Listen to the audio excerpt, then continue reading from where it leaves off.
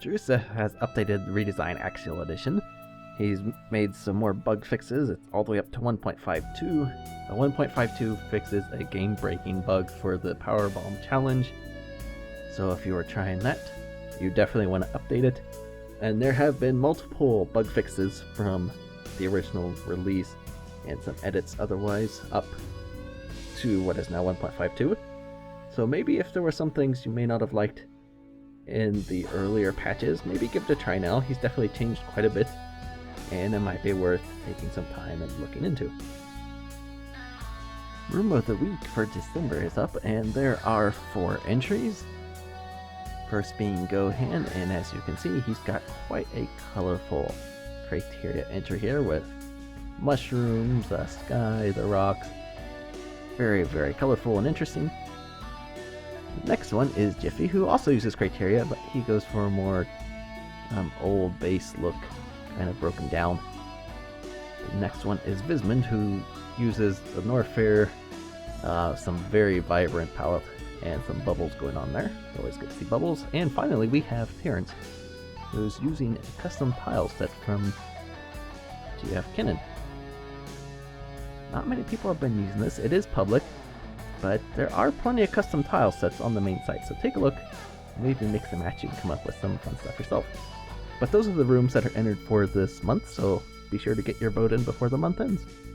And as you're probably aware, last month the anti-contest entries were entered and the voting happened. There were 4 entries that qualified that were on time and met the requirements. These were by the Anonymous User, Gohan, Metroid MST, and DSO. The winner turned out to be for Little Garden based on the number of votes. Overall, it was a very successful contest. A lot of really cool things happened. Some very buggy hacks. That seems to be the norm for contest hacks. Again, we really want to try to encourage people to join in on these contests. They're really a great way to get started with a hack in the first place, because the limits within it, you're kept to something small and usually a narrow focus. So that's normally a very good thing when it comes to making a hack. At least build something, put it out there, get some feedback on it. Very, very good way of doing it. So once again, congratulations to all the contestants who got the entries in on time. There were also some other entries that weren't on time that also had some very nice things in them. Overall, a successful contest, and we are looking forward to the next contest in the future. And Torrance has announced a new Super Metroid hack that is definitely a work in progress. It is Super Metroid Predator House.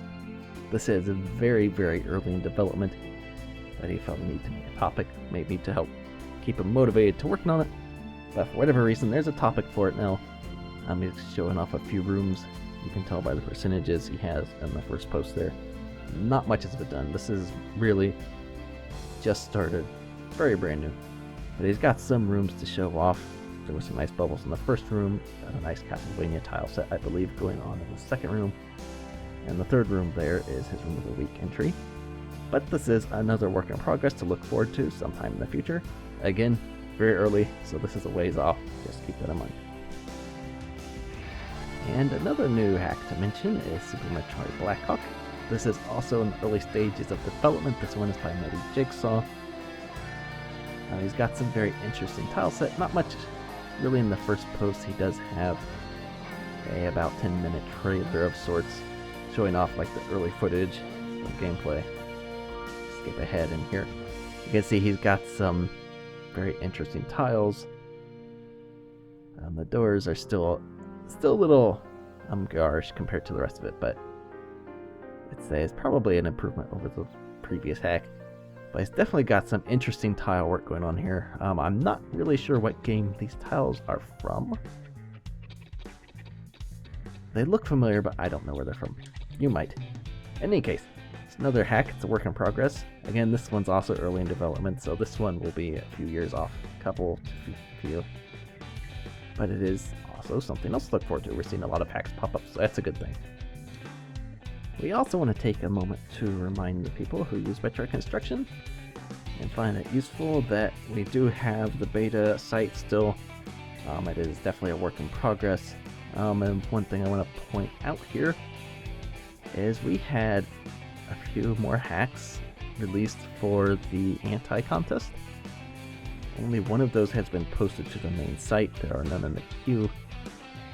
So if you could, and again, this is going to be something that we're going to struggle to keep up with for a little bit as we get used to things, but as you release stuff, whether it's a hack, a tile set, ASM, whatever, if you could also please update it, add it to the main site as well. We'll get someone to approve it.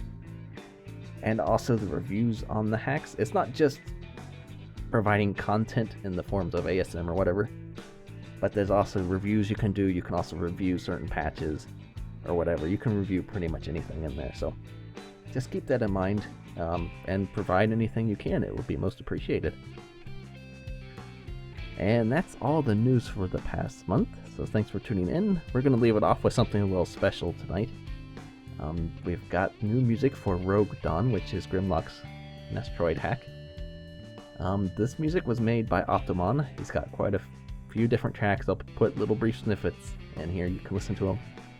Very cool stuff. I'm really looking forward to this hack. It should be quite an experience, especially for a Nestroid hack. So enjoy.